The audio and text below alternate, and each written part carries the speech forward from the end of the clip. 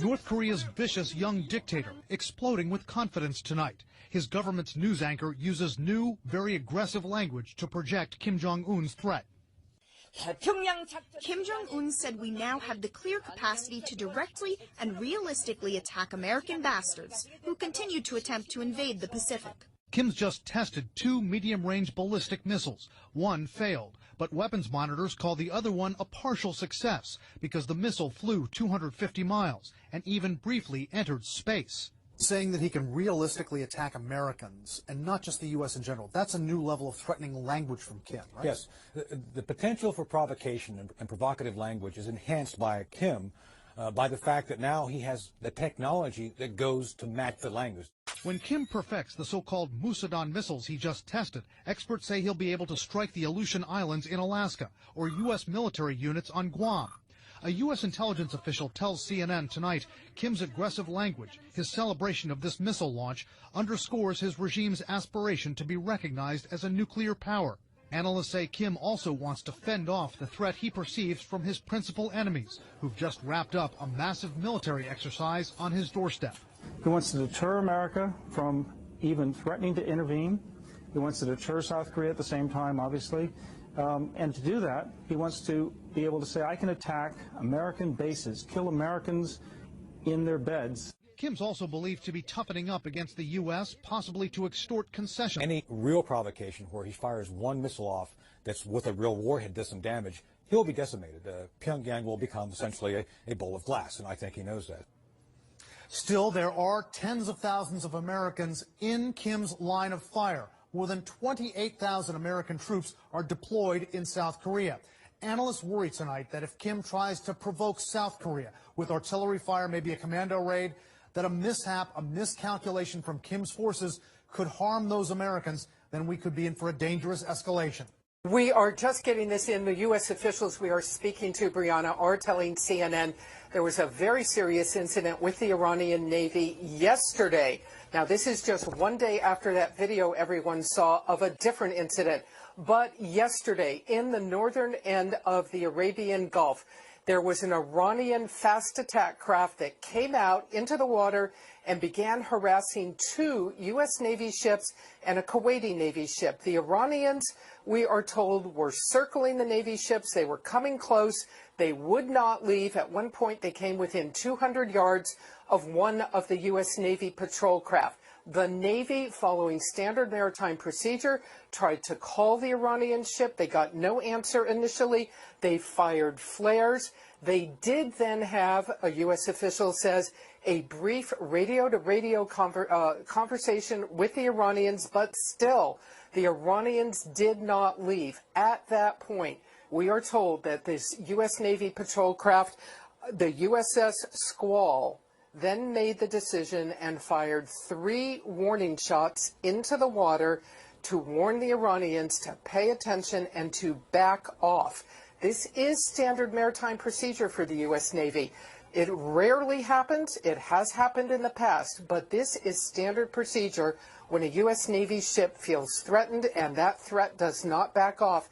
That is really the last resort before you take lethal action. You fire warning shots into the water. So just yesterday, 3 warning shots fired at the Iranians. And this comes one day after that video that we all saw that 4 Iranian ships, again, Revolutionary Guard Corps ships, came out and harassed another U.S. Navy ship. Perhaps the bottom line here is to note that the U.S. believes these Iranian boats belong to the Iranian Revolutionary Guard Corps. This is one of the most militant arms of the security and military services in Iran. This is not the regular Iranian Navy.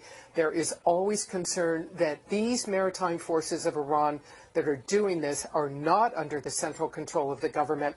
And there is always concern that things can get out of hand. The U.S. Navy yesterday taking the action to fire warning shots at the Iranians and tell them to back off. Hey, Amra, those propaganda photos out of North Korea really are remarkable because they reveal a side of the North Korean leader Kim Jong-un we don't normally see, as he was celebrating with his scientists, projecting so much confidence that he feels he has finally perfected this missile technology capable of delivering a nuclear warhead.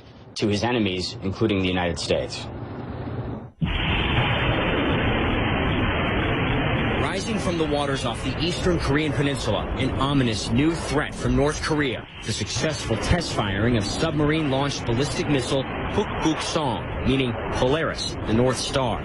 A weapon North Korean leader Kim Jong-un says puts the U.S. and its allies within striking range of a nuclear attack. A triumphant announcement on the North Korean news. State propaganda images claim to show a perfect launch. Before dawn Wednesday, anxiety turns to exhilaration.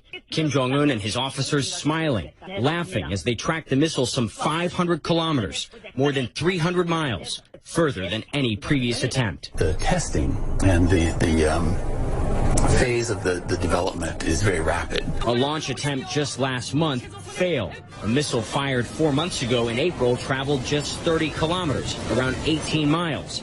Analysts believe Wednesday's missile traveled 16 times further, meaning it can strike anywhere in South Korea, home to 50 million people and some 25,000 American troops. The latest launch as U.S. and South Korean forces engage in annual military exercises, similar to these in the spring.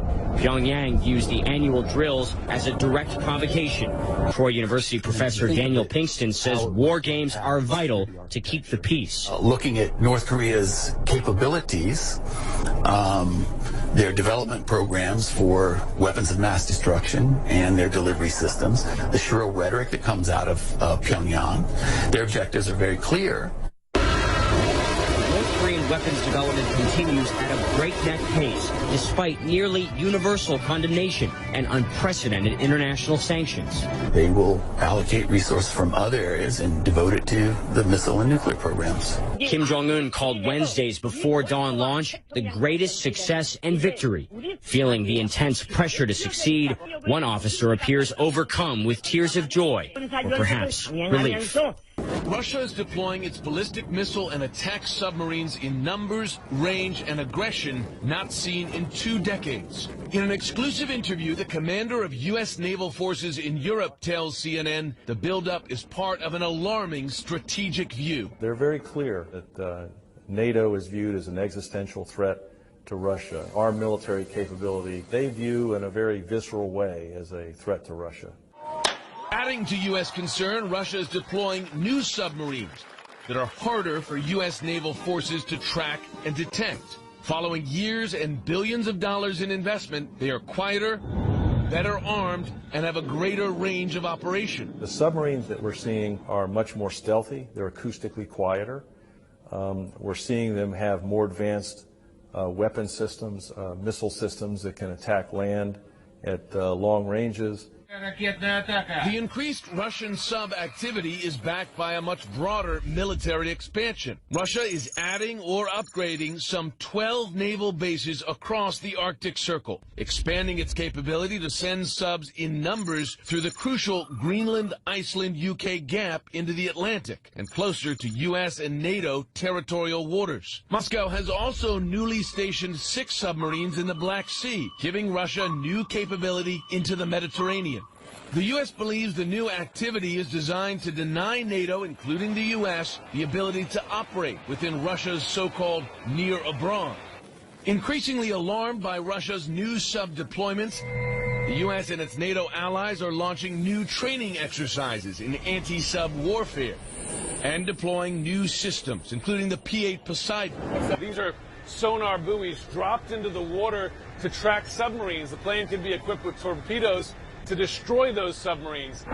Russia's growing military activity extends above the surface as well. A Russian fighter jet's flyby of the USS Donald Cook this week, coming within 30 feet laterally and 100 feet vertically, is behavior that U.S. naval commanders have not witnessed since the Cold War. We had issued radio calls in both English and Russian, and the aircraft didn't respond and proceeded on a course directly at the ship. So while we've seen these interactions before, this one was different because of the proximity to the ship, the altitude, and the flight path that it took. These are the big guns of Russia's modern army. The Iskander-M missile system seen launching a cruise missile during a carefully choreographed training exercise in April. And yet this is not NATO's biggest fear.